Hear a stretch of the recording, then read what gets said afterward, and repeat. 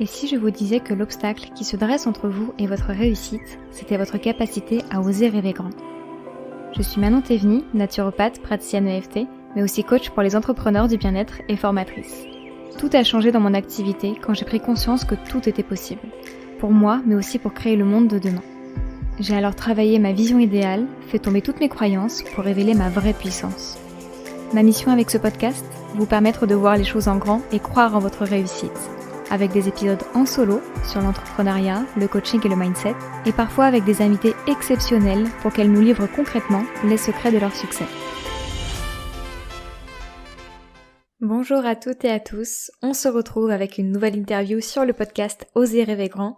Ce format, vous le savez, permet d'aller à la rencontre de différentes entrepreneurs du bien-être qui ont réussi à vivre de leur activité afin de décortiquer leur parcours et voir ce qui les a menés à un tel succès. L'idée est d'en faire ressortir des clés qui, selon votre situation, pourraient vous être utiles, mais surtout de vaincre le tabou autour d'un lancement d'activité et de montrer l'étendue infinie de possibilités qui s'offrent à vous pour vous développer. Aujourd'hui, nous recevons Pauline, plus connue sous le nom de Pretty Yoga sur les réseaux sociaux. Digital nomade, elle s'est créée une activité sur mesure en organisant des retraites aux quatre coins de la France. Guidée par son intuition et son grand désir de liberté, elle nous raconte aujourd'hui son parcours. Bonjour Pauline, je suis super contente de te recevoir sur le podcast. Merci beaucoup d'avoir accepté mon invitation. Bonjour Manon, je suis ravie d'être ici, merci. Nos chemins se sont croisés du coup pendant la formation de coaching qu'on a toutes les deux fait avec Anne-Claire, donc on faisait partie de la 2e édition. Et ton profil, c'est vrai qu'il m'a rapidement interpellée parce que tu étais digital nomade à ce moment-là, tu proposais plein de retraites et moi j'étais dans l'élaboration de ma toute première retraite. Donc t'as fait partie des personnes ressources auprès de qui j'ai pu prendre conseil et qui ont été très très précieux pour moi. Donc je te remercie pour ça, ça m'a énormément aidée. Donc je suis super contente de pouvoir aujourd'hui te mettre toi à l'honneur pour te rendre un petit peu l'appareil. Merci beaucoup. Merci. Est-ce que tu peux te présenter pour les personnes qui ne te connaissent pas? Oui, donc je m'appelle Pauline, je suis entrepreneuse et mon entreprise s'appelle Pretty Yoga. C'est une entreprise que j'ai lancée en 2019, mais on va y revenir, je pense. Et aujourd'hui, j'organise des retraites d'épanouissement personnel. Et grâce à cette formation pendant laquelle on s'est rencontrés, je suis aussi coach. Euh, et j'aime bien me définir comme ambassadrice de la liberté, puisque c'est la valeur qui est la plus importante dans ma vie et que j'essaye d'incarner vraiment dans tous les domaines de ma vie, y compris le professionnel du coup. Et j'ai envie, et c'est ce que je fais en ce moment, d'encourager les gens à trouver leur propre liberté intérieure et à vivre plus épanouis. Magnifique, superbe introduction. Du coup, tu t'es lancée en 2019. Qu'est-ce que tu faisais avant ça, avant de décider de créer ton propre métier finalement? Alors, j'avais pas du tout prévu de créer mon propre métier. C'est joliment dit, j'aime beaucoup. Avant ça, je travaillais, donc j'ai fait des études d'ingénieur euh, textile et j'ai travaillé 6 ans dans la mode à Paris. Euh, donc rien ne me destinait au yoga ou au coaching. Euh, En revanche, après 6 ans de travail, voilà, dans la capitale, dans le monde de la mode, qui n'est pas un monde très facile, très fluide, très bienveillant, je me suis écoutée. En fait, ça a été ça le déclic, c'est que j'ai écouté mes ressentis, j'ai écouté mon corps aussi qui me disait que c'était pas possible de continuer cette vie parisienne telle qu'elle était à ce moment-là en tout cas. Et donc j'ai tout quitté. J'ai démissionné, j'ai rendu mon appart, j'ai mis le peu d'affaires que j'avais chez mes parents et je suis partie voyager. Euh, et c'est grâce au voyage, c'est le voyage finalement qui a mis sur mon chemin le yoga et puis ensuite le coaching, etc. Ok, donc ça a commencé par là. T'es pas devenue digital nomade euh, avec l'entrepreneuriat. C'est fait de manière inverse en fait. Exactement. Ok. Et du coup, quand tu as commencé ce périple-là, ce voyage, qu'est-ce qui a fait ensuite que tu t'es dit, maintenant, il faut que je trouve ma voie peut-être, ou que tu ailles vers le yoga et que tu en fasses quelque chose de professionnel? Comment est-ce que ça s'est fait, ce cheminement par rapport à toi? Alors justement, j'ai jamais eu, enfin, si j'avais ce questionnement de il faut que je trouve ma voie. Mais j'avais décidé en voyage de ne pas me mettre cette pression parce que quand je suis partie, donc j'avais assez d'économies pour voyager pendant au moins un an. Et puis, à mon retour en France, j'étais censée pouvoir toucher le chômage pendant 2 ans. Donc, quand je suis partie, je me suis vraiment dit, là, tu pars en exploration, exploration extérieure, effectivement, de nouveaux pays, voilà, du monde. Mais forcément, ça marche aussi avec une exploration intérieure. J'ai découvert beaucoup de facettes de moi pendant ce voyage. C'est la première fois que je partais seule. Et, hum, et finalement, j'avais décidé de ne pas garder en bruit de fond cette pression un petit peu de qu'est-ce que tu vas faire au retour? Est-ce que tu vas retourner vivre à Paris? Toutes les questions qu'on me posait, en fait, euh, que l'extérieur me posait, parce que je me les posais aussi intérieurement, évidemment. Et, hum, et du coup, voilà, je me suis un peu lâché la grappe là-dessus. Et quand je suis arrivée en Nouvelle-Zélande, donc après déjà 4 mois de voyage en Asie du Sud-Est, euh, j'ai fait du bénévolat dans un centre de yoga. Et c'est là où j'ai découvert le yoga, en fait. Donc, c'est en faisant de l'espace dans ma vie et dans ma tête, en me disant, écoute, tu penseras plus tard à ce que tu vas faire. Là, tu es dans l'instant présent, tu profites, qu'il y avait de l'espace et que j'ai pu, bah voilà, me laisser, me dire, allez, je vais faire du bénévolat ici, et puis ici, et puis ici, et que finalement, j'ai atterri dans ce centre de yoga et où là, il y a eu une révélation. Mais j'ai pas cherché vraiment, qu'est-ce que je vais faire dans 2 ans, quoi. Ouais. Et du coup, quand tu es tombée dans le yoga, que tu as commencé à te former, est-ce que tu as tout de suite employé en fait tes capacités de prof de yoga ou est-ce que tu l'as gardé pour toi à un moment avant d'en faire profiter les autres et que ça devienne une rémunération? Alors, je comptais le garder pour moi un moment, mais la vie a fait que ça n'a pas été possible. Donc, après ce bénévolat en Nouvelle-Zélande, je suis allée en Inde me former au yoga, donc pendant 3 mois, en me disant, c'est une exploration intérieure, je le fais pour moi, mais je ne vais pas en faire un métier. Il y a déjà plein de profs de yoga, tout ça, tout ça. Euh, donc, effectivement, ça a été 3 mois de transformation intérieure assez intense. Et quand je suis rentrée, je me suis dit, euh, je continue ma pratique personnelle, mais je veux pas forcément en faire mon métier. J'ai fait du bénévolat encore une fois dans un centre de yoga en France. Et là, en fait, donc moi j'étais cachée en cuisine, j'aime bien dire ça parce que j'avais dit que j'étais prof, mais j'avais pas vraiment dit. En tout cas, j'avais pas émis l'intention de donner des cours dans ce centre parce que c'était tout frais en fait. C'était août et puis moi j'étais rentrée en mai d'Inde, donc ça faisait vraiment pas longtemps. Et, et en fait, il se trouve que les profs qui étaient là pendant l'été, une est partie en vacances et l'autre s'est blessée. Et il a fallu les remplacer comme ça du jour au lendemain, sachant que c'était un grand centre de yoga. Donc, je me suis retrouvée en gros du jour au lendemain devant 50 personnes, matin et soir, pendant 3 semaines, à donner un cours. Donc, c'était vraiment le coup de pied aux fesses de la vie pour me dire, Pauline, t'es capable, t'as pas le choix, donc vas-y. Bah, j'aurais toujours pu refuser, hein, évidemment, ils auraient trouvé un plan B. Mais c'était quand même une très belle opportunité que j'ai saisie, même si c'était inconfortable au début. Je me souviens, je regardais toujours mes pieds, je regardais jamais les gens. Je n'osais pas regarder comment ils réagissaient, je n'osais pas les corriger et tout ça. Mais voilà, c'est encore une fois la vie qui a fait que je me suis retrouvée là.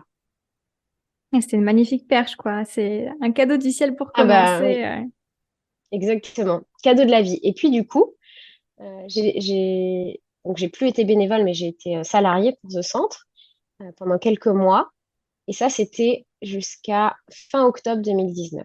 Et voyant comment ça se passait dans ce centre, euh, voyant que les clients étaient ravis de venir prendre du temps pour eux, sachant que c'est un centre où les gens peuvent venir 2 jours, mais aussi 2 semaines, 2 mois. En fait, c'est un peu à la carte.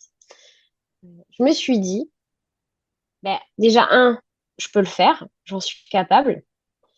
Et deux, je peux le faire à ma sauce, en incluant mes Hmm. valeurs qui me sont les plus importantes, en changeant quelque chose, des petits trucs, parce qu'il y avait des choses qui me plaisaient pas trop dans ce centre de yoga. Et je me suis dit, bah, je vais le faire. Je vais faire la même chose qu'eux, sauf que moi, je vais faire sur une courte durée, donc 5, 6, 7 jours.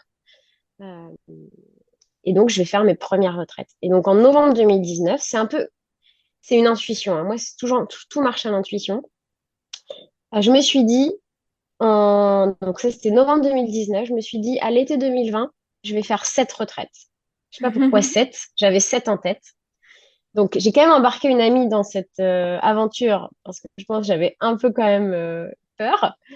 Euh, Et donc, en novembre, on a trouvé des gîtes. On s'est dit, déjà, on était nomades toutes les deux à l'époque. On s'est dit qu'on aimerait bien faire des gîtes dans le sud et puis après aller en Bretagne et en Normandie. Donc, on a loué 2 gîtes vers Montpellier, 2 en Bretagne, 3 en Normandie, euh, en novembre 2019 pour l'été 2020. Voilà comment ça s'est fait. Vraiment à l'intuition, avec aussi une dose carrément une grosse dose d'audace parce qu'on n'avait jamais fait ça, on n'avait jamais fait de com sur Internet.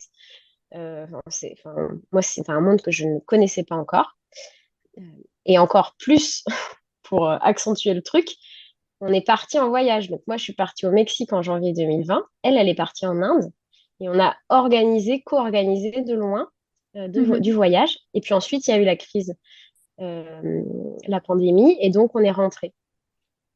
Et finalement, bah, la pandémie, elle m'a obligée à être derrière mon ordi à partir de mars, fin avril, et à me dire, OK, comment on fait de la com en fait? Là, t'as 7 gîtes qui sont loués, le programme des retraites est fait, maintenant il faut des clients en fait, donc comment tu vas faire?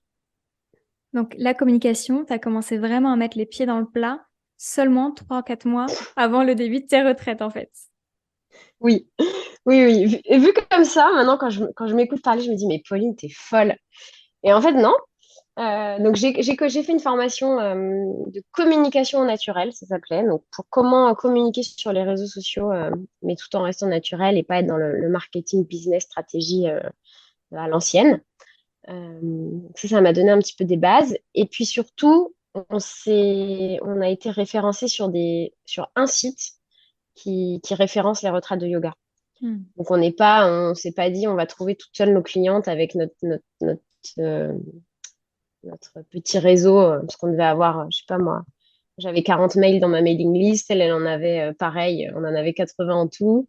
Mon compte Insta, il était tout neuf, le sien, inexistant. Enfin voilà, c'était vraiment, on est parti de zéro, quoi. Donc le fait d'être référencé aussi sur un site, euh, ça nous a donné de la visibilité. Ouais. D'accord, ok. Et pour revenir un petit peu sur les aspects pratiques de comment on fait pour organiser des retraites, parce que je sais que c'est ça qui bloque aussi beaucoup d'entrepreneurs, c'est souvent un rêve, enfin, en tout cas moi avant de le réaliser, ça en était un, mais il y a tout un tas de freins en fait au niveau de comment on s'y prend, et notamment sur l'investissement, parce qu'on sait que bah, quand on loue un lieu, ça a un coût, donc c'est englobé dans le prix des participantes qui payent cet hébergement, mais dans la manière dont toi tu as fonctionné, est-ce que tu as dû avancer l'argent de la location de ces gîtes ou comment ça s'organisait? Ouais, ouais, là pour les gîtes, on a dû avancer, mais les arts étaient pas très élevés. Et vu qu'on était deux, je sais plus, ça devait être peut-être quelque chose comme 3 000 € en tout. Et donc, ça faisait 1 500 € par personne. Et donc, on s'était dit qu'on était prête à prendre le risque. D'accord, donc vous avez Et avancé effectivement, l'argent, mais une petite somme et pas ouais, tout ce que représentait la non, pas location. tout. On a juste payé des arts. Ouais. Ok, Ce qui est le cas dans quasi tous les gîtes, hein, en général. oui, c'est comme ça que ça avait fonctionné aussi. Ok. Et donc, pour ces premières retraites, il y avait très peu de communication au début. Comment est-ce que vous avez eu vos clientes? Donc, il y en a certaines qui sont venues de ce site qui est référencé. Est-ce que ta communication avec ces 3 mois où tu as pris en main un petit peu, tu as pris les devants par rapport à la communication a servi et c'est de là aussi que sont venues les autres clientes? Ou est-ce qu'il y a eu d'autres portes d'entrée pour qu'elles viennent à vous? Alors, donc, il y a eu ce site, effectivement, qui nous a rapporté, je pense,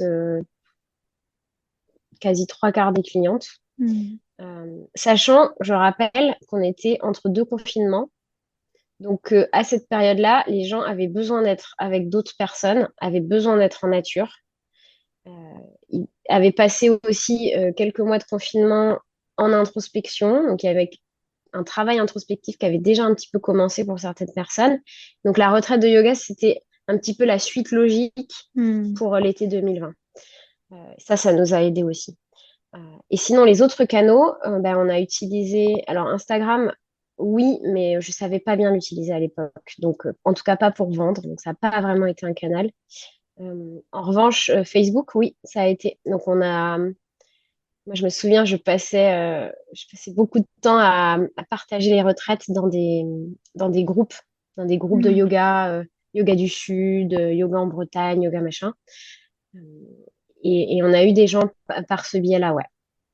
Ok, À l'époque, on faisait pas de pub sur Facebook. Je savais pas les faire, donc on n'avait pas enclenché ça. d'accord. Ok, génial. Et merci de raconter tout ça parce que ma manière de voir les choses, je prône énormément le fait de tout miser sur la communication, de se créer une véritable communauté, quitte à retarder un peu son lancement. C'est vraiment un peu mon positionnement parce que c'est comme ça que moi que je l'ai expérimenté et je vois à quel point c'est plus facile ensuite de lancer son activité. Et toi, bah, tu as quand même la preuve que ça peut fonctionner différemment et que ça fonctionne aussi tout aussi bien. Donc, je trouve ça génial parce que bah, ça montre en fait le millier de possibilités qu'il peut y avoir pour lancer son activité et qu'il n'y a pas juste une seule méthode qui fonctionne. J'en étais évidemment persuadée, mais je suis contente que tu puisses bah, en témoigner sur le podcast aujourd'hui. Ouais, c'est vrai que souvent, moi, je fais les choses à l'envers, hein. C'est comme le coaching, moi, j'ai commencé en groupe. Enfin, voilà. Mais toujours partie d'une intuition. Et ça, c'est Ouais, important. génial.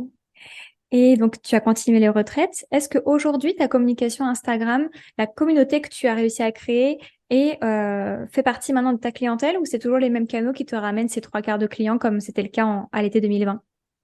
Alors, maintenant, je suis plus référencée sur les sites qui référencent les retraites de yoga. Je me débrouille toute seule, entre guillemets, Mhm. parce qu'entre-temps, j'ai appris à faire des pubs ciblées sur Facebook. D'accord, Donc, j'utilise... mes clients, c'est 90% de Facebook. d'accord. Enfin, non, j'exagère. Peut-être trois quarts. J'ai aussi beaucoup d'anciens qui reviennent. Et puis, Instagram, ça se développe, mais parce que j'y mets un peu plus d'énergie depuis cette année. D'accord. Mais je vois quand même que mon principal canal d'acquisition, c'est Facebook. Ok, génial. Pareil, moi, c'est quelque chose que j'ai pas du tout encore exploité, tout ce qui est publicité Facebook. Facebook, ça m'attire, mais ça me fait peur en même temps. Donc, je sens que c'est pas encore là Mm. pour moi. Mais c'est génial que pour toi, ça puisse porter ses fruits et que ce soit peut-être même plus fluide que de dépenser peut-être trop d'énergie par rapport à ce que tu le souhaites sur d'autres canaux, quoi. Mm. Bah, Ok. c'est un équilibre à trouver, ouais.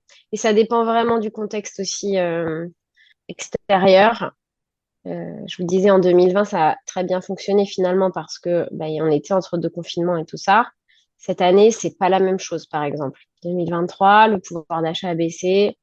Enfin, en tout cas, j'ai l'impression que le bien-être, c'est pas la priorité pour l'instant pour beaucoup de gens, et ce que je comprends très bien.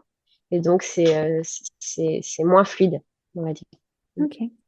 Et du coup, comment est-ce que tu appréhendes cette période-là où effectivement il peut y avoir une baisse de l'engouement par rapport à ce que tu as pu connaître à l'été 2020? Qu'est-ce que toi, tu as mis en place pour continuer bah, de pouvoir subvenir toi à tes besoins, de pouvoir continuer de générer du chiffre d'affaires qui te permet de continuer bah, à vivre, à continuer de faire tes voyages, etc.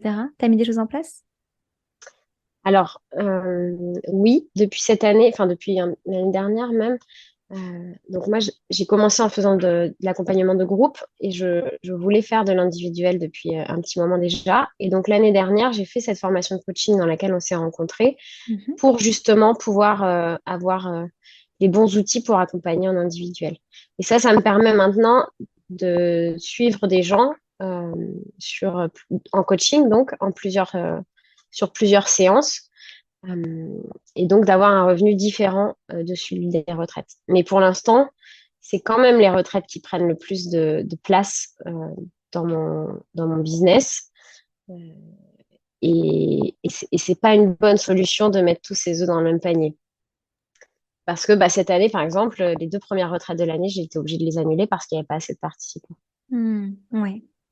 Donc, heureusement qu'il y a le coaching à côté parce que sinon, euh, bah, ma société tourne pas, quoi. Mhm. Ouais.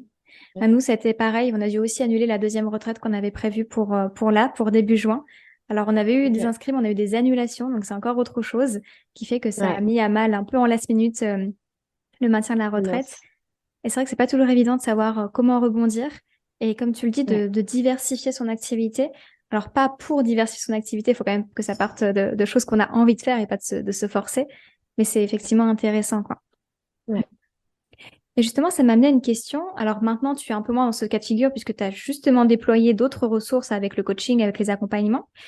Mais au début, du coup, tous tes revenus étaient concentrés sur une grosse période d'année, même si je sais que tu faisais aussi des retraites en hiver et compagnie, mais la période chaude de l'année, forcément, c'était là où tu avais condensé tes retraites sur l'été. Comment est-ce que toi, tu Ouais. t'organisais avec ce chiffre d'affaires qui était généré à un certain moment pour bah, le vivre dessus sur le reste de l'année? Est-ce que tu avais anticipé ou pas tellement ce gros afflux financier qui est arrivé d'un coup? Alors, ça, c'est intéressant comme question parce que j'avais pas soupçonné déjà en 2020 euh, la, comment on dit, la réussite des retraites. C'est-à-dire que on est parti vraiment de cette intuition, de cet élan du cœur. On a fait même le programme des retraites super facilement et on n'avait pas soupçonné même le bénéfice que ça allait apporter aux personnes. Euh, et ça a été vraiment un été qui a été incroyable, alors hyper fatigant, hein, parce que quand on n'a jamais fait ça, on faisait des retraites de 7 jours à l'époque. Donc quand on n'a jamais fait ça, on ne sait pas trop comment se reposer, quand, comment être avec les participants, à quel moment, enfin voilà. Donc j'étais rincée à la fin de l'été. Et en même temps, il y avait quelque chose qui était vraiment... j'étais remplie d'une énergie incroyable parce que j'avais vu la puissance que les retraites avaient sur les gens. Et sur moi aussi, évidemment. Et en parallèle de ça, j'avais aussi vu le chiffre d'affaires qu'on pouvait générer. Et je me souviens, c'était, quitte à parler d'argent, autant parler de tout. Moi, mon chômage s'arrêtait le 20 juin, je crois, 20 juin 2020. Et, euh, et les premières retraites qu'on a lancées commençaient le 15. Donc en fait, je ne savais pas que mon chômage allait s'arrêter le 20 juin quand j'ai lancé les retraites. C'était pas du tout calculé tout ça. Et donc en fait, finalement, les retraites ont vraiment pris le relais sur le chômage. Et, euh, et je me souviens, au début de l'été, je m'étais dit, ça serait bien qu'à la fin de l'année, j'ai 10 000 euros sur mon compte. Je sais pas pourquoi j'avais posé cette intention. Tu sais, quand on fait les tableaux de vision et tout. Euh, et en fait, à la fin de l'été, il s'est trouvé qu'à la fin des retraites, qui avaient super bien fonctionné, euh, eh ben, on avait déjà cet argent, en fait. Et c'était incroyable de voir aussi l'abondance financière que ça pouvait apporter, en plus de la richesse de tout ce qu'on avait vécu dans cet été et de tout ce que ça avait apporté aux gens. Et c'était vraiment la première fois où je me suis dit, mais en fait, je fais un truc qui est simple pour moi, entre guillemets, parce que c'est un truc que j'aime faire. C'est un truc qui apporte du bien aux gens et en plus, qui génère de l'argent. Mais c'est incroyable, en fait. C'est incroyable. Et, euh, et du coup, effectivement, il y a eu beaucoup d'argent d'un coup et c'est cyclique hein, tous les ans, notamment l'été. Et après, moi, ça me dérange pas parce que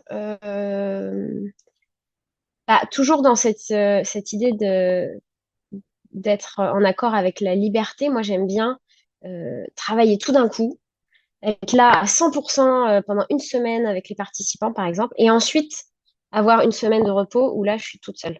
Je préfère ça. Je préfère quand c'est euh, par vague comme ça que un petit peu tout le temps. C'est pour ça que j'adore la vie d'entrepreneur et que de digital nomade aussi, parce que je suis hyper libre de mes horaires et de comment je travaille.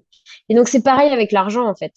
Euh, pour moi, c'est... Alors, bien sûr, il ne faut pas que je flambe tout à la fin de l'été, on est bien d'accord, et j'ai ça en tête.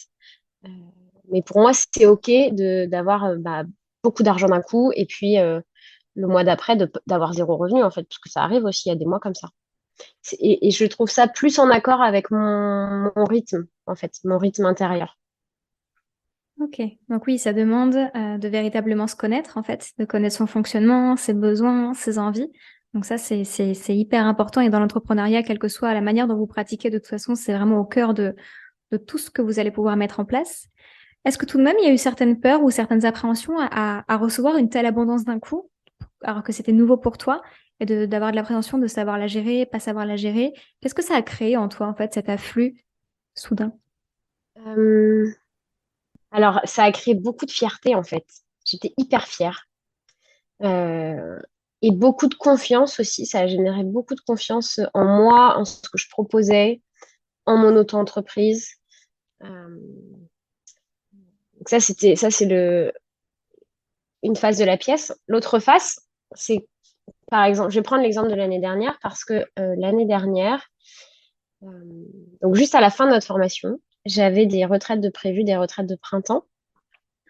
Et je faisais la même chose que les années précédentes et il y avait moins d'inscrits. Et là, ça a été difficile parce que à ce moment-là, vu que c'était vraiment la première fois que ça ne se remplissait pas vraiment, c'était difficile, quoi. C'est la première fois. où je me suis remise en question. Mais pas, enfin, remise en question. Je me remets en question d'habitude, mais là, j'ai confondu la valeur de mon entreprise et ma valeur propre à moi en tant que personne.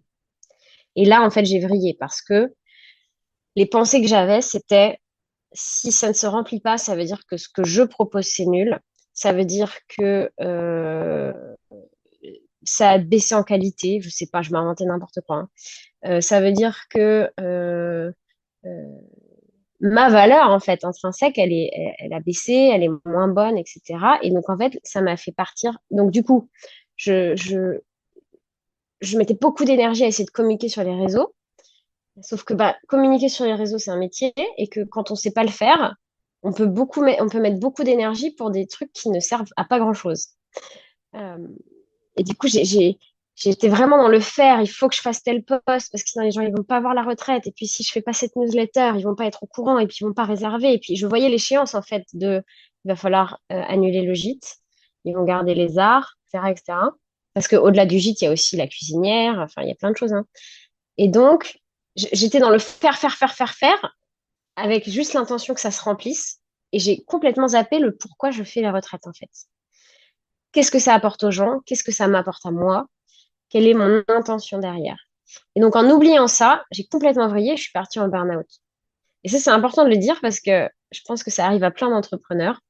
Et c'est important d'avoir cet exemple, enfin, des exemples. Et on parle souvent de prendre soin de soi, etc. Sauf que quand on est dans le rush, qu'il n'y a personne qui vient, qu'il y a des enjeux financiers qui sont énormes, c'est très difficile d'aller prendre 2 heures pour prendre soin de soi, hein. Et pourtant, c'est quand même essentiel.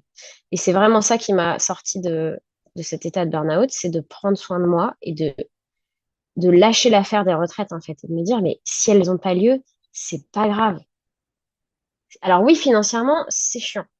Mais bah, peut-être que la prochaine fois, tu feras différemment, tu prendras moins de risques, tu feras moins de retraites, etc. Et en fait, à l'époque, j'étais encore bornée sur non, moi, je sais faire que des retraites. Mon intuition de 2020, c'était de faire des retraites. Donc, je continue là-dedans. Donc, j'ai continué l'année dernière, j'ai fait ça. Et cette année, qu'est-ce que j'ai fait? La même chose. C'est-à-dire qu'en décembre, j'ai planifié toutes mes retraites de 2023. En ayant quand même conscience qu'il y avait une petite voix à l'intérieur de moi qui me disait je suis pas sûre que ça va se passer comme d'habitude. Déjà, l'année dernière, tu as galéré. Je suis pas sûre. Et au final, qu'est-ce qui s'est passé? J'ai vraiment annulé. Parce que l'année dernière, j'ai pas annulé. J'ai réussi en invitant des anciens participants, etc., à maintenir. Ça m'a coûté une énergie de malade. Et cette année, en fait, j'ai décidé de pas retomber là-dedans, de pas retomber dans ce cycle de burn-out et d'épuisement. J'ai annulé. Et en fait, je suis pas morte. C'est pas grave. C'est OK d'annuler Merci de des dire choses, en ça, fait. oui. Merci beaucoup, merci pour tous ces partages. C'est vraiment très très précieux. Et cette connotation effectivement entre ma valeur dépend de mes résultats. Et du coup, bah, quand tout va bien au niveau des résultats, on est au top du top. Alors ça, c'est très fréquent. On a même une euphorie qui se passe et on a même du mal à la contenir parfois. Mais quand l'inverse arrive, c'est vrai que ça peut être vraiment très très destructeur. Et tu as vraiment mis le doigt dessus, en fait, de se reconnecter à son pourquoi on fait les choses et bénéfices. Moi, je parle du coup de grande vision dans ces cas-là. Et pour moi, c'est vraiment primordial parce que sinon, ça peut tellement être branlant si on se cantonne à regarder les résultats immédiats en plus, parce que là, tu regardais bah, forcément par rapport aux échéances qu'il y avait. Donc, c'est sur un super court terme, alors que ta longue vie à contribuer dans le milieu du bien-être, ça va pas s'arrêter demain, quoi, loin de là. Et c'est vrai que de Ouais. pouvoir se reconnecter, dézoomer un petit peu sur la problématique, notre épine du pied à l'instant T, ça aide vraiment à pérenniser en fait la confiance qu'on a en soi, en ses activités, en sa valeur parce que sinon, c'est les montagnes russes, en fait. Et toi, encore plus avec le modèle d'affaires que tu avais choisi à ce moment-là, où les résultats étaient vraiment hyper localisés. Mais des up and Mm. down, il y en a aussi dans n'importe quel autre modèle d'affaires, même s'ils sont peut-être un petit peu moins prononcés. Et c'est hyper important, effectivement, de se connecter à bien plus grand que ça, de pas focaliser tout son regard là-dessus, sinon ça peut être beaucoup trop destructeur, en fait, parce qu'on n'a pas forcément la main dessus. On peut faire plein de choses, Ouais. mais on peut pas, on n'a pas de boule de cristal, en fait, pour prédire bah, Mm. le résultat de nos actions, justement. Exactement. Et du coup, ça peut être, on peut tout de suite être dans la culpabilité, en fait. J'ai pas bien fait, j'ai pas assez fait, je me suis pas formée à ça, je me suis pas fait accompagner, nanana, nanana, j'ai pris les mauvaises décisions. Alors qu'en fait, non, on fait du mieux qu'on peut. Et effectivement, il y a des choses qui sont pas dans nos mains, en fait. tout à fait. Et justement, vu que tu es bien rodé au niveau des retraites, que tu as passé par des choses qui ont très bien fonctionné, d'autres qui ont moins fonctionné, que ce soit au niveau de tes actions, au niveau de ton mindset, et que maintenant tu as une vision un petit peu plus large de tout ça, que tu as du recul sur tout ce que tu as vécu, qu'est-ce que tu recommanderais à une personne qui voudrait se lancer dans la création de sa première retraite? Par quoi est-ce que tu lui recommanderais de commencer? Avec quelle énergie, quelle intention? Quels seraient tes meilleurs conseils pour cette personne? Alors, je te remercie pour cette question. C'est rigolo parce qu'il y a beaucoup de gens qui me la posent, beaucoup de profs de yoga. Et ce que je réponds à chaque fois, c'est soyez sûr de votre pourquoi. Donc, pourquoi vous avez envie de faire cette retraite. Euh, et, et par exemple, il n'y a pas longtemps, quelqu'un m'a demandé la même question. Et quand je lui ai dit, mais pourquoi tu veux faire une retraite? Euh, on m'a répondu parce que j'ai envie d'être entourée de plein de gens et j'ai envie de me nourrir des énergies euh, des autres, de ce qu'ils ont à m'apporter, etc. Et là, dans ma tête, je me suis dit, bah, du coup, tu serais pas plus mieux du côté participant? Parce que quand on fait une retraite, on donne beaucoup. Et on donne pas seulement en atelier. En tout cas, ça dépend des gens, mais en tout cas, moi, comment je le vois, c'est que quand moi, je participe à une retraite, bah, ça me fait plaisir et ce que j'ai envie aussi, c'est d'être au contact de la personne qui l'organise. Mais pas seulement pendant les cours, c'est-à-dire peut-être partager un repas avec elle, avoir une discussion après le cours, etc. Il y a des retraites où ça se passe pas du tout comme ça. La prof, elle vient juste pour les cours, elle repart, elle mange pas avec le groupe et tout, et il n'y a pas de problème, hein. Mais moi, c'est pas ce que je recherche dans une retraite. Du coup, quand moi je l'organise, bah, j'essaye de passer le plus de temps possible avec les participants. J'ai appris au fur et à mesure à aussi me protéger et à me ressourcer. C'est-à-dire qu'avant, je faisais tout avec eux, l'après-midi des temps libres, j'allais randonner avec eux, j'allais me baigner au lac avec eux, nanana. Et en fait, ça, c'est pas possible parce que énergétiquement, je peux pas. Il faut que je me recharge à un moment seule, parce que moi, je suis plus, comment on dit, Introverti? introvertie, merci. Donc, j'ai appris aussi, toujours dans l'expérience, à savoir mes besoins, mais j'essaye quand même de passer beaucoup de temps enfin, le plus de temps possible que je peux avec les participants. Euh, et donc, quand des fois je doute, je me dis, mais pourquoi je fais cette retraite en fait? Et donc, quand il n'y a pas assez, selon mon ego mental très cartésien, quand il n'y a pas assez de participants, je me dis, oui, mais Pauline, même s'il y en a quatre, ça m'est déjà arrivé hein, de faire des retraites avec cinq participants, par exemple, c'est-à-dire d'être pas du tout rentable euh, et de décider quand même en conscience de maintenir la retraite parce que ma grande vision, comme tu dis, c'est de participer au bien-être des gens et à changer le monde petit à petit. Et donc finalement, qu'il soit 5 ou 15, bah, c'est pas que c'est pareil, mais 5 c'est déjà énorme en fait. Donc se connecter vraiment à ça, euh, et savoir voilà ce qu'on a envie de transmettre, euh, ce qu'on est capable de transmettre aussi. Moi, je sais que j'expérimente tout le temps des choses, je fais tout le temps des formations, des stages, des trucs, et je sais que j'ai besoin d'un temps d'intégration avant déjà d'en parler sur les réseaux, de partager mon expérience, et puis peut-être après, s'il s'agit d'une formation, de l'intégrer dans mes pratiques. Euh, je pense au yoga nidra par exemple. Là, je viens de finir une formation de 2 ans, donc qui était très intense, très poussée en mode vraiment méditation intense. Euh, ben, je sais qu'il va me falloir du temps de pratique. Il faut que moi je pratique, il faut que moi je sois sûre des effets que ça a eu sur moi avant de pouvoir le transmettre à des personnes. Parce que l'idée, c'est de transmettre de la bonne manière et que l'enseignement de ce qu'on transmet soit pas dilué au fur et à mesure. Donc, être sûr enfin, bien être sûr de son intention, en fait. Et Oui. après, ne pas hésiter à écouter son intuition. Ça, je l'ai dit, moi tout fonctionne comme ça. Et en vrai, même quand ça fonctionne pas, je le sais. Il y a une partie de moi qui est déjà au courant. Je continue parce que je veux me prouver que c'est possible, mais je le sais que ça va pas le faire. Ouais, c'est Donc, vrai que cette s'écouter. intuition, elle est forte. Nous, on l'a eu aussi dans cette deuxième expérience qui a pas fonctionné comme ce qu'on avait prévu. On a quand même essayé de la mener jusqu'au bout, jusqu'au moment où c'était plus possible à cause des annulations de dernière minute. Mais quelque part, on le savait déjà. Et c'est vrai que c'est assez fou de se dire qu'on savait et qu'on n'a quand même pas écouté. C'est assez dingue, hein. Alors que pourtant, on a cette conscience de s'écouter. On est quand même hyper connecté à cet espace du cœur parce que ça fait partie de notre cheminement. Et malgré tout, on peut encore se faire avoir, mine de rien. Et comme tu dis, c'est surtout l'ego dans ces cas-là qui va prendre un petit peu le lead, quoi. Ouais. Et en même temps, c'est important aussi de se planter et de pas s'écouter parce que ça permet d'affiner Oui. notre perception de cette intuition.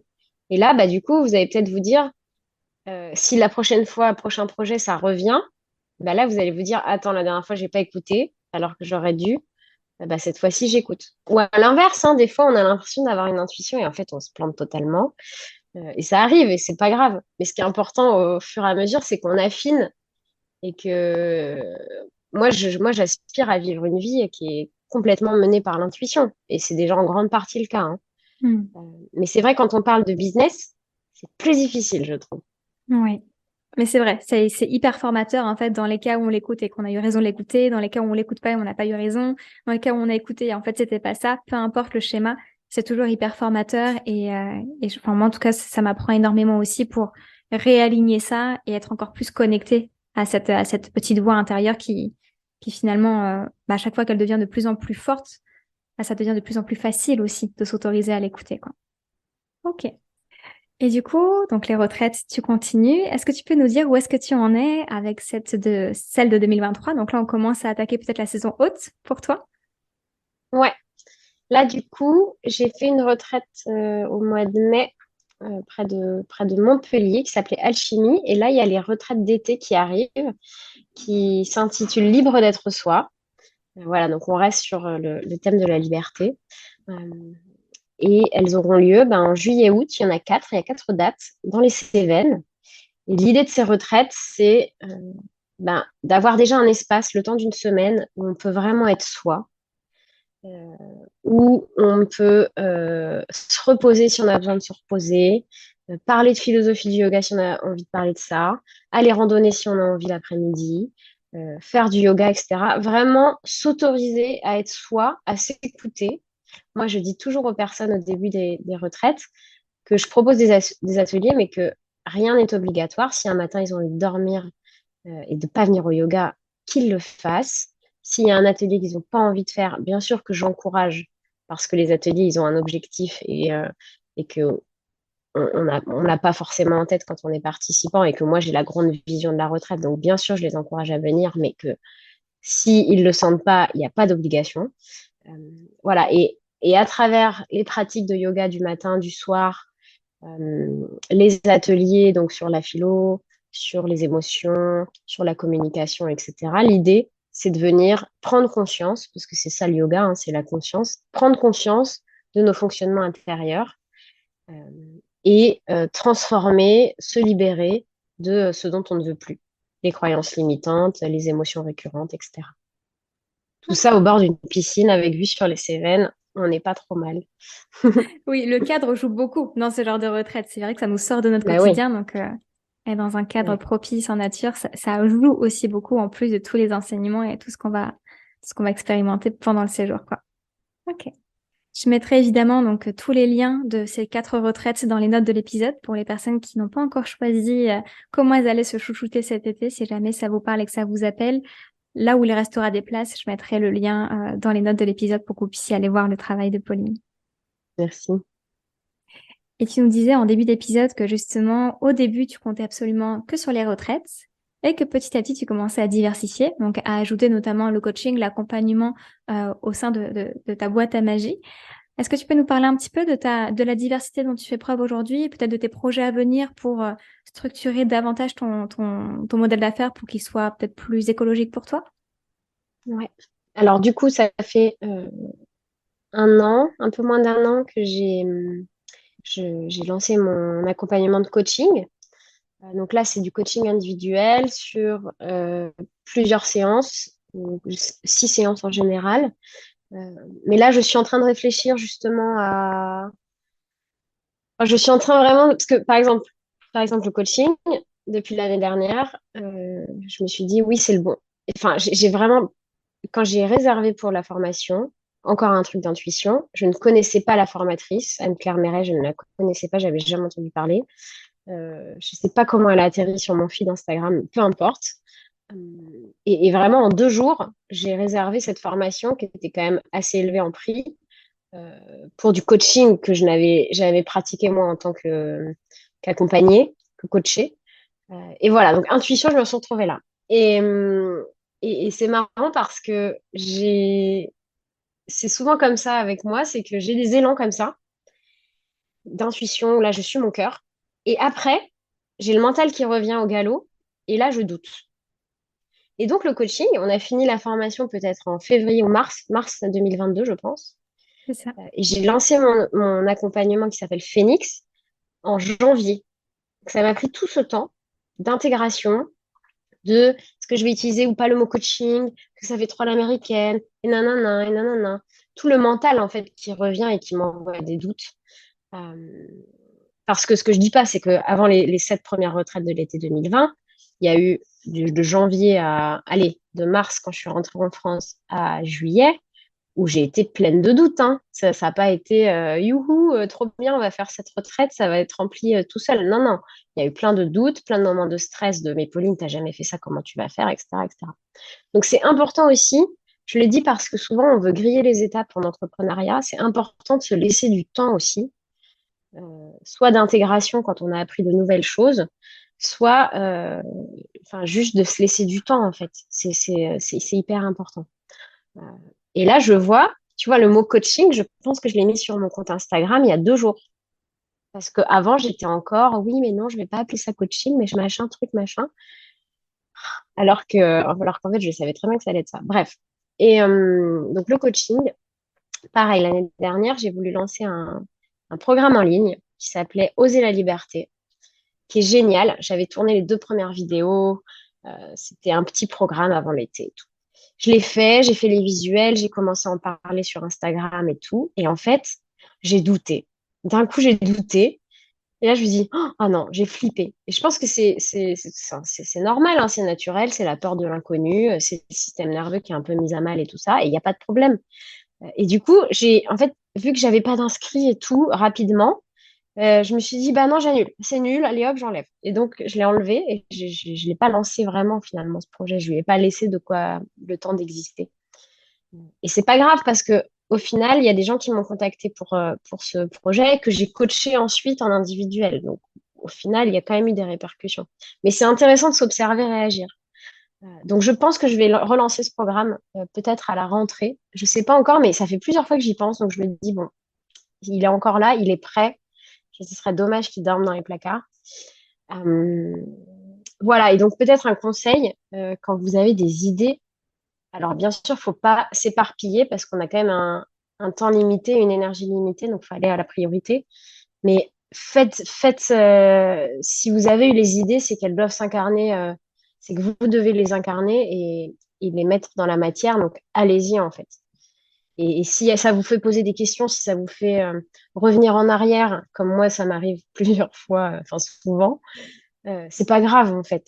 Euh, sur le chemin, on apprend à mieux se connaître. Comme tu disais, l'entrepreneuriat, c'est une voie de connaissance de soi qui est tellement grande, et d'évolution et de transformation intérieure qui est immense, euh, que allons-y en fait. Faisons des tests, expérimentons des choses et et la diversification de ces activités, ça rentre là-dedans.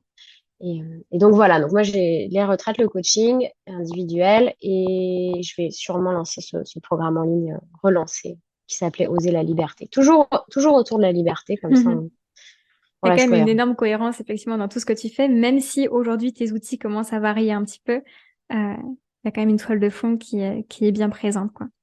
Ok. Bah écoute, merci beaucoup pour tout cet échange, Pauline. C'était super intéressant. Je pense que ça va aider énormément de monde parce que organiser des retraites, c'est vraiment quelque chose qui est un petit peu le Graal pour beaucoup d'entrepreneurs et tu as démystifié pas mal de choses. Tu as aussi apporté beaucoup de déculpabilisation, donc je pense que ça va aussi être grandement utile. Et Mhm. en plus, bah, tu es un exemple parfait de comment on peut mixer plusieurs casquettes sans forcément avoir l'impression de s'éparpiller et de faire en sorte que ce soit cohérent. Donc merci pour tout ça. Je pense que ça va être vraiment précieux pour ceux et celles qui vont nous écouter. Avec joie. J'étais très contente de partager mon parcours et encore une fois, n'ayez pas peur. Et si vous avez peur, ben, tant mieux. Ça veut dire qu'il y a des choses à transcender à l'intérieur et c'est génial. Complètement d'accord. J'ai une dernière question avant de te laisser filer. C'est une question que je pose à toutes mes invitées. Est-ce que tu as une ressource, que ce soit un livre, un podcast, une chaîne YouTube ou peu importe la ressource en tant que telle, que tu aimes beaucoup, qui t'a beaucoup aidé toi en tant qu'entrepreneur et que tu aimerais pouvoir partager à l'audience qui nous écoute, qui elle aussi est en lancement ou en développement d'activité.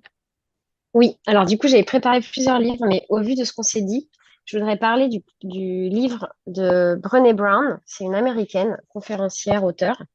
Ça s'appelle Le pouvoir de la vulnérabilité. Hmm. Et c'est un peu comme ça, moi, que je m'exprime sur les réseaux, c'est-à-dire que je le fais sans filtre. Et c'est important d'avoir des modèles comme ça et que nous, on soit aussi un modèle pour soi-même, mais aussi pour les autres, de vulnérabilité, parce qu'on traverse tous des choses, des ups, des downs, et on a tous, finalement, quand on regarde les grands soucis de l'humanité, c'est toujours les mêmes, la peur du jugement, la peur machin, machin. Et en parler et accepter d'être vulnérable, parce que souvent quand on est dans l'entrepreneuriat, on se dit non, faut pas que je lâche l'affaire, euh, faut que j'y aille, vas-y, je prends pas de vacances, si je, parce que je suis toute seule, donc si je le fais pas, personne va le faire, donc je peux pas m'autoriser des vacances, etc., etc. Et en fait, ça marche pas, ça. On a vraiment besoin d'accueillir ses émotions, y compris les plus inconfortables. Et encore une fois, tant mieux s'il y en a, ça veut dire qu'il y a des choses, c'est des signaux d'alarme, et ça veut dire qu'il y a des choses à transformer à l'intérieur. Donc c'est trop cool. Euh, donc voilà, le pouvoir de la vulnérabilité de Brené Brown, qui montre la puissance de montrer ses émotions et d'être transparent avec elles. Pour soi, avant tout évidemment, et aussi pour les autres. Carrément. Moi, j'avais écouté, j'ai pas lu son livre, mais par contre, j'avais écouté son TEDx qui est sur cette Ouais, thématique-là. Et du coup, ouais, je mettrai dans les notes de l'épisode le lien des deux et de la vidéo pour celles qui veulent juste ouais. regarder rapidement et du livre pour les personnes qui veulent vraiment rentrer dans son univers parce que forcément, c'est un autre degré d'intimité quand on lit le livre de quelqu'un. Ouais. Et je crois qu'elle a aussi un documentaire sur Netflix, il me semble. Ah, ok, ça, je sais pas. Je vais regarder et s'il y est, Ouais, hop, je mettrai je aussi le crois. lien tant qu'à faire. Ok. Écoute, merci beaucoup pour tous ces échanges. C'était vraiment super précieux. Et écoute, je te souhaite le meilleur pour la suite de tes activités, pour ta grosse saison de retraite là pour cet été 2023. Et je suivrai avec grande attention tous tes futurs projets pour voir comment est-ce que tu vas faire évoluer ça dans les mois et les années à venir parce que tu es une femme qui m'inspire beaucoup. Tu fais les choses avec une telle fluidité que c'est magnifique à regarder et que moi, ça m'apprend beaucoup. Donc, je suis ravie de pouvoir continuer d'observer ça de plus ou moins loin selon les périodes et de te voir évoluer. Merci beaucoup, Manon. Merci de m'avoir offert la parole là pendant le temps d'un podcast. C'est la première fois qu'on m'invite dans un podcast, donc je suis Ah, d'autant plus honorée. félicitations! Merci beaucoup. C'était très chouette et merci à toi de faire ce podcast et toutes les autres choses que tu fais d'ailleurs pour aider tous les entrepreneurs à changer le monde petit à petit. Voilà, Ouais, ça fait on fait ça plaisir tout de se sentir ensemble. partie d'une team. Exactement. Ouais, merci beaucoup. Merci d'avoir écouté ce podcast. S'il vous a plu et que vous aimeriez me soutenir, je vous invite à vous abonner pour ne louper aucun épisode, à laisser un commentaire et une note 5 étoiles sur votre plateforme d'écoute préférée. Pour m'aider à diffuser mon message, vous pouvez aussi partager cet épisode en story Instagram en faisant une capture d'écran et en me taguant @manon avec 2n.tvenu ou tout simplement en le recommandant à une amie entrepreneur que ça pourrait aider ou inspirer. Je vous dis à très très vite pour un prochain épisode pour continuer d'oser rêver grand.